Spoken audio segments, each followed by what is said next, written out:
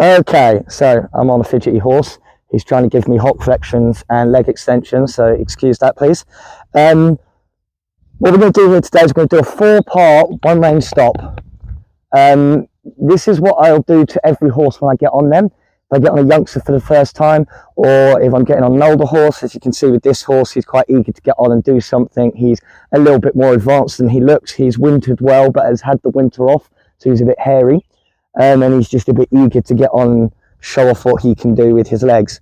But we're going to stick with a 4-part, 1 rein stop. This deals with so much in a horse. What we're going to do is we're going to break it into 4 parts. So number 1 is I'm going to slide my hand up the rein. Number 2 is my other hand is going to go on the front of the saddle, or on the horn if you're riding in a Western saddle. Okay. Number 3 is I'm going to sit up. I want to push my feet down and kind of take them away from the horse a little bit. Okay, so almost like I'm trying to take them away like this.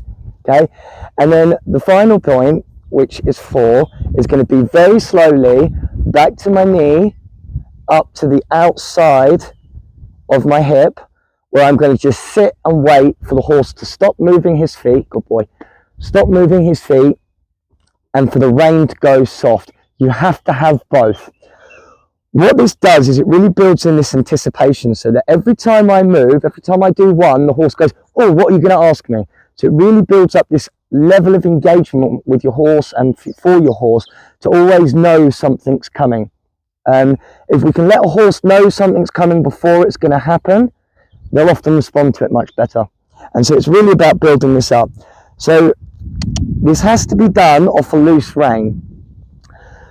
Really, the buckle if you can. So if I ask him to walk forward, okay, it's 1, 2, 3, and then 4. Okay, and I'm just going to sit up straight, and I want that head to come round. It's really important that my hand's on the outside of my hip, that I don't cross it over. Okay, and this is quite good. He's coming back into work. Like I said, he's had the winter off. He's trying to remember what they are. And all I'm going to do is sit and wait, sit and wait, sit and wait. I'm not going to change what I'm doing to try and find the outcome. I'm just going to wait for him to find it. I'm going to make my release obvious. And again, I click and I feed. Okay. And so what it's going to look like when I do it on the other side. And I always want to do these evenly. So I'm going to let him walk first. I want him to get into a little bit of a rhythm. And it's 1, 2, 3, and 4.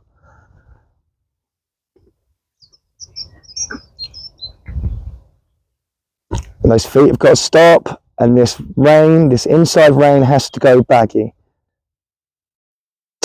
Good boy. Again, I want to make the release really clear. So I'm not going to just drop the rein here. So I'm actually going to throw it forward like this so that it's total release again. Okay. These can be done at any gait, walk, trot or canter. But the faster you're going, the slower you have to do them. One of the things to notice with him, if he doesn't trip over, is that as I'm doing this, you're going to slowly see him lower his head, extend his back a little bit more, and go into a longer, lower frame. This is just because we're creating a lot of lateral flexion through his rib cage and through his neck. And so his pelvis comes under a little bit more, his back lifts a little bit more, that neck wants to extend and go forward and down.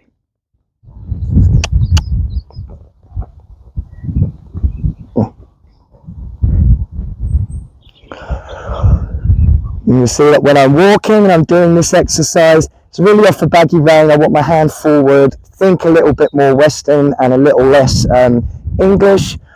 But I do this with all my English horses as well.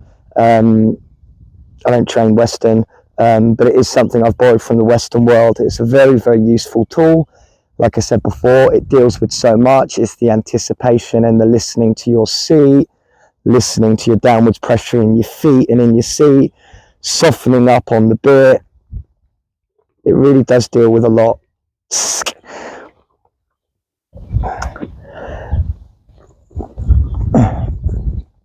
And so it can be used in several different ways. Later on, we can adapt it a little bit more. So we can do things like when we pop a horse up into trot, every time it speeds up or slows down by itself without being asked to, we can ask it for a one rein stop. Eventually what will happen is the horse will realise, oh, I can just stay, if I stay in one rhythm, then I stay in my release, and so I don't need to change paces. They're always going to have a side that they're a little stiffer on than the other side. But as you can see, starting to get a horse here that's really relaxed. How it'd look if I popped him up into trot. If I was trotting, I'd keep to a sitting trot off a baggy rein, nice and steady. And the faster we're going, the slower I want to do it. It's not about throwing them off balance, it's about creating more engagement and more relaxation.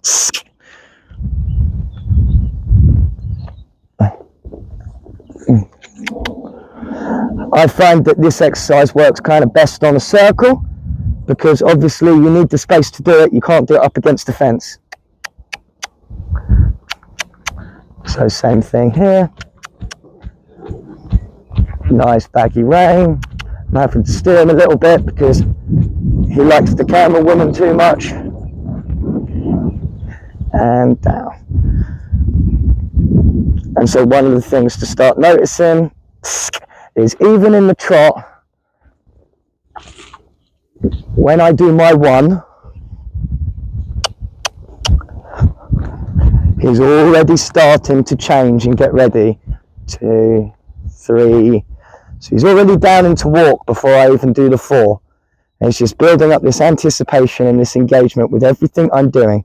So he knows that I'm communicating with him. I'm not going to just pull him around and things aren't going to come out of nowhere. And that's how I do my 4-part one rein stops.